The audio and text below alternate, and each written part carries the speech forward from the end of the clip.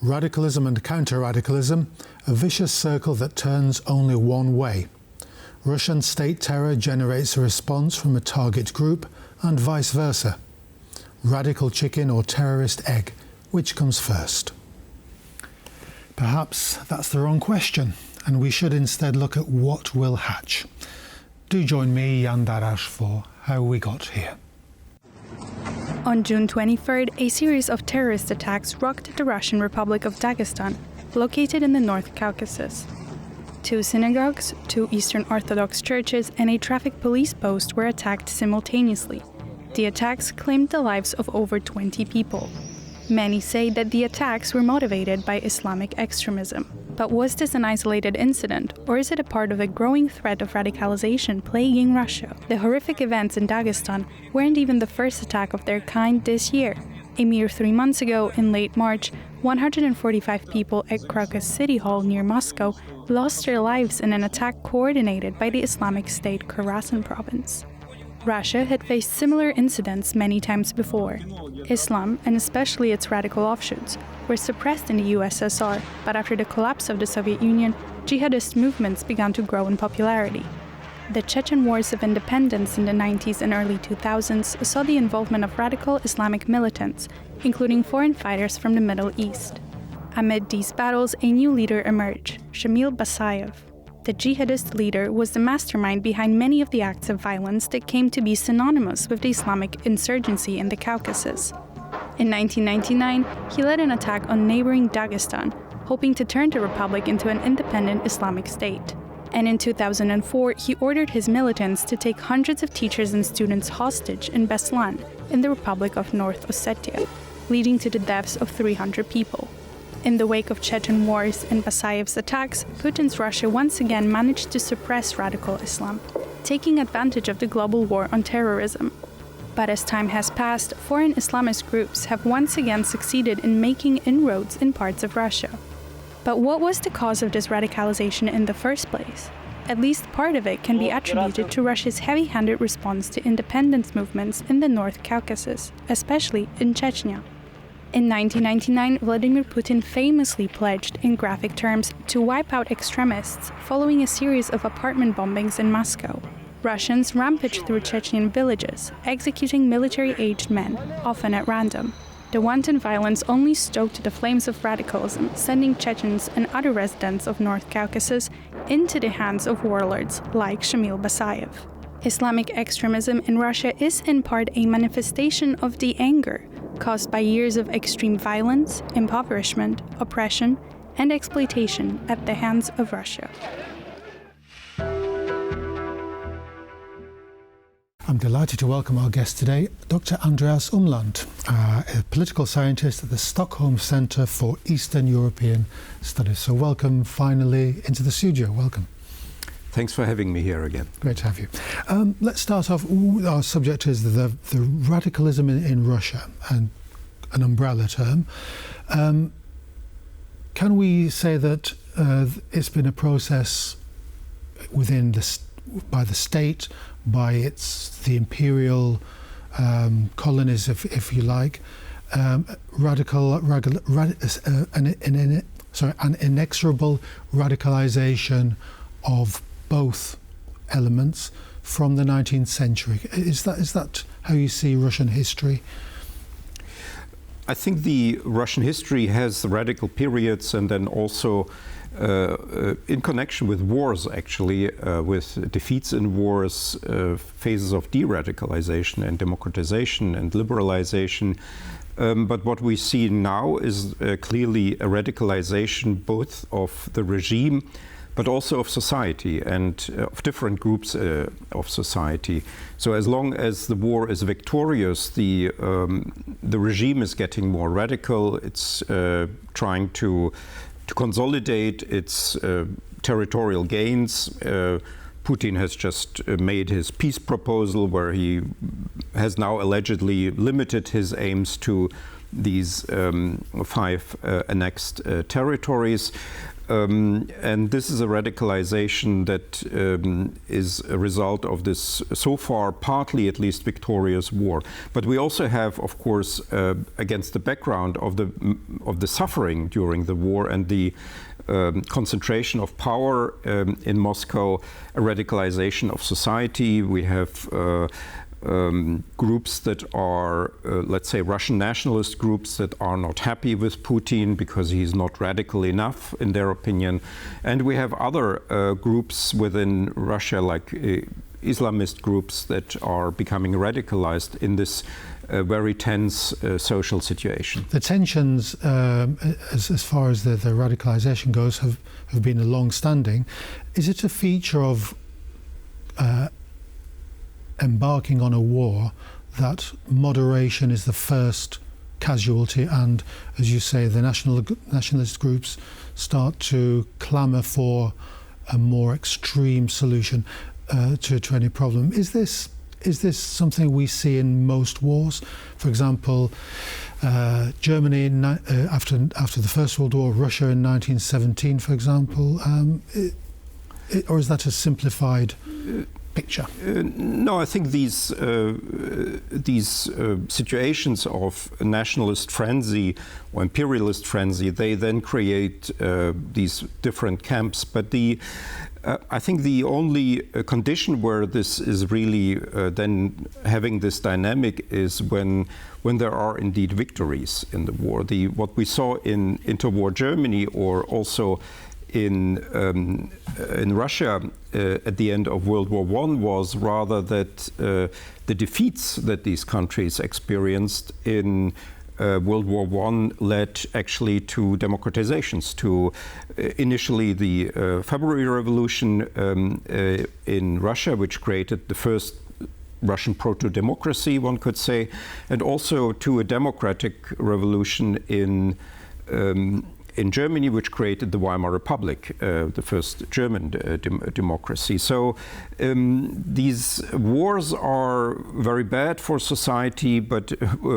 as strange as it may sound, or maybe it's not so strange, lost wars are usually good for societies, and that they start reform processes, and Russian history in particular is a good illustration for that, because after lost wars in the 19th and 20th century, Russia had then these periods of relative democratization, liberalization, which then ended at a certain point again, but which could happen, this sort of dynamic could happen again. I suppose this reminds me of the phrase, I think it was Marshall Foch who said, there's nothing so dangerous as a total victory.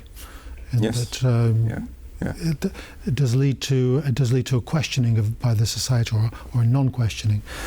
What is it the speed of the radicalization in Russian society that is being accelerated by the war? We mentioned earlier on your thesis on Alexander Dugin and the ideologues of the right. You mentioned just now the Islamic movement, which is again in the West has been known for decades now. Is this an accelerant of these processes? Yes, because the discourse of people like Dugin and other Russian imperial nationalists is now becoming mainstream, and so these very extremist people are gaining legitimacy. In the 1990s, they would have been at the margins. They were the lunatic fringe of Russian politics, and now what we see is that lots of these rather bizarre figures are prominent, and what is also happening is that people who earlier used to be moderate and mainstream, they have radicalized, and they have turned to this ultra-nationalist course, which is then being shaped also by outright fascists who would have been 20 years ago on the margins of society, but are now in the middle of the mainstream, in the public, in media, and so on. I wouldn't say that the regime is fascist yet, but the fascists are certainly gaining influence in such situations. Well, a point on definition. How do you define a fascist? And how do you define a radical? I mean, how you've described Russia just seems so a very violent society, a very authoritarian society.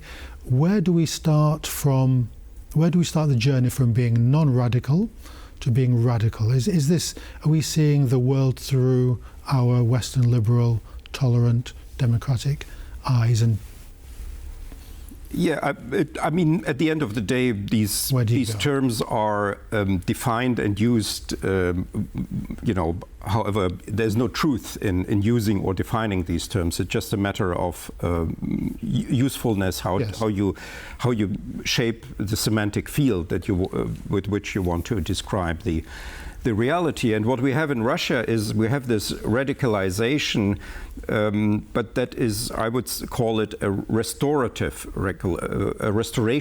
radicalization, restorationist conservatism that wants to restore the old empire.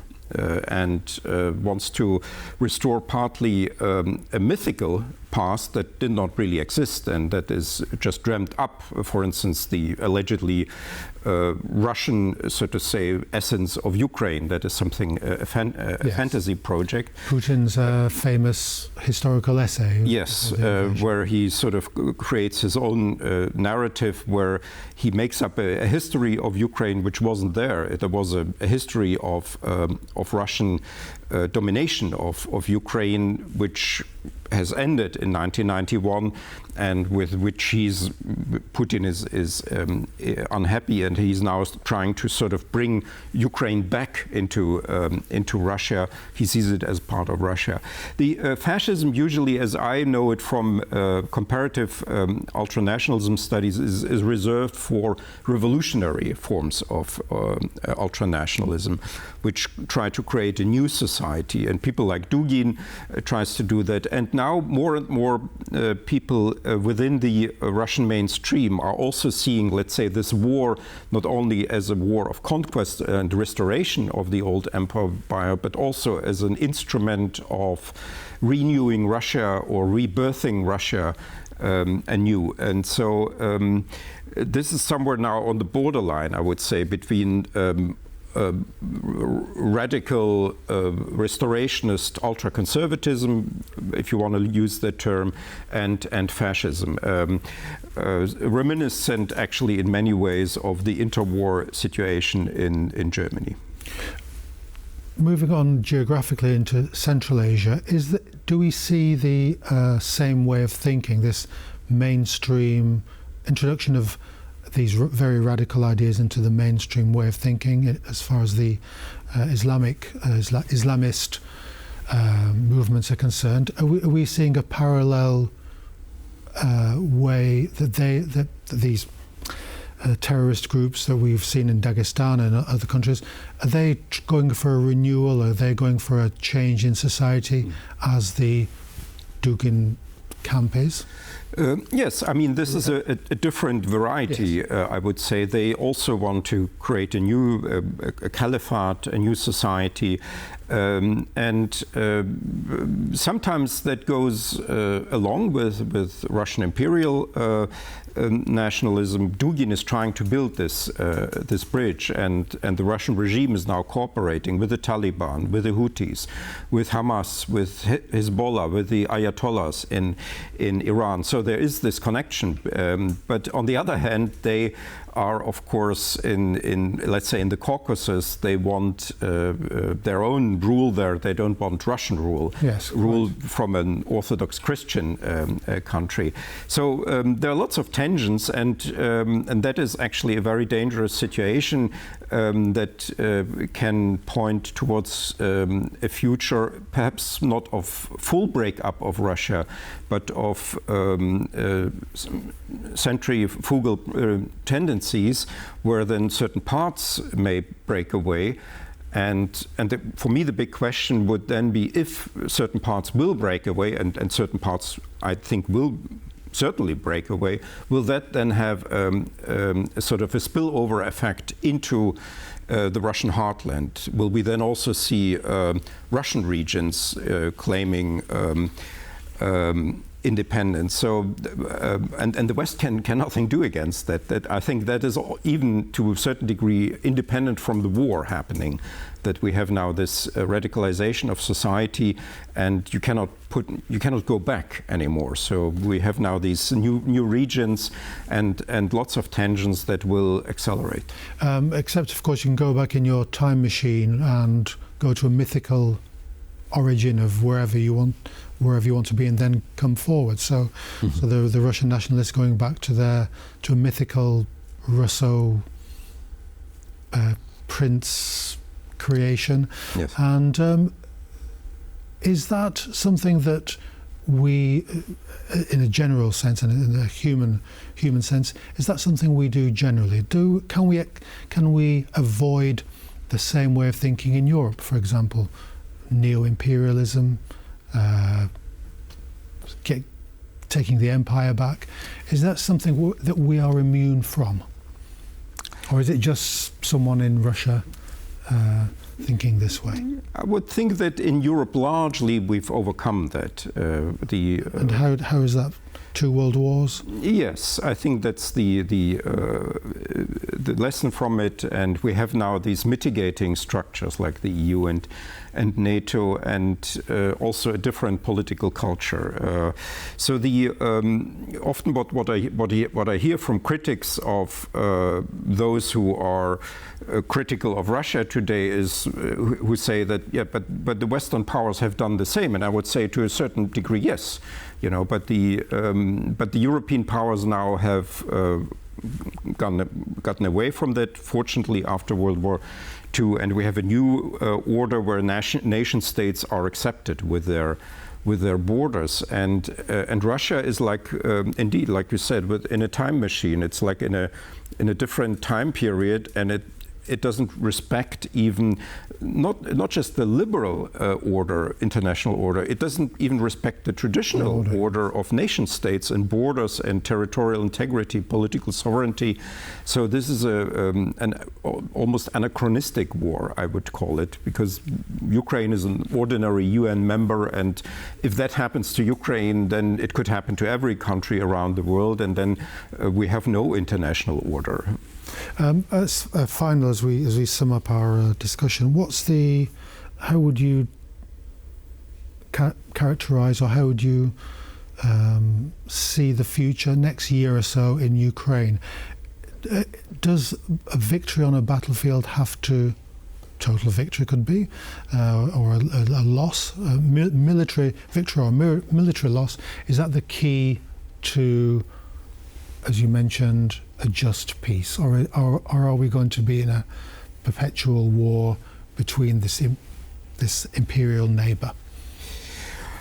If there is no victory or no partial victory on Ukraine's side, I think the war is going to continue, because I don't see how the two sides can come together. What most people think is that this is just something that the West can actually influence, and that the West could simply take away the support from Ukraine, and then Ukraine would have to go and sit with Putin and make some deal. Yes. The problem would be that this, in my estimate, could trigger a civil war in Ukraine, because there would be some people who wouldn't agree, and it would create a normal tension in Ukraine. And we saw that after the Minsk agreements, this tension. So, I mean, going back to what we've been discussing today, can you see radicalized elements within Ukraine society, for example, who see prosecution of the war as being too soft? Well, we have already vision of Ukraine. We have already this discussion that some people think that Zelensky is too soft, but so far I think this is holding all together, and there is this self-discipline now that all the parties in Ukraine, all the major parties are having. But if Ukraine is driven into a situation where where it is forced to negotiate, I think that will create a lot of tension. And that's why this is also not feasible. People are just don't understand how these things work, and they come with their peace proposals, not understanding what it would mean. And the only way I see actually for a permanent end to this war would be Ukrainian victories on the battlefield that will create a reorientation in Moscow, either of the current leadership, which I don't think is very, very likely, a change of leadership, or even a change of the regime. If one of these things happens in Moscow, then it may make sense for Ukraine to go into negotiations and then think about, let's say, a UN peacekeeping mission for a transitory period for Crimea and Eastern Ukraine. Yeah, still a long way ahead with the fight going on the battlefield. Dr. Umland, thank you very much for coming onto the programme. Thanks for having me. It was a pleasure. That's all we have time for today, so join us next time for How We Got Here.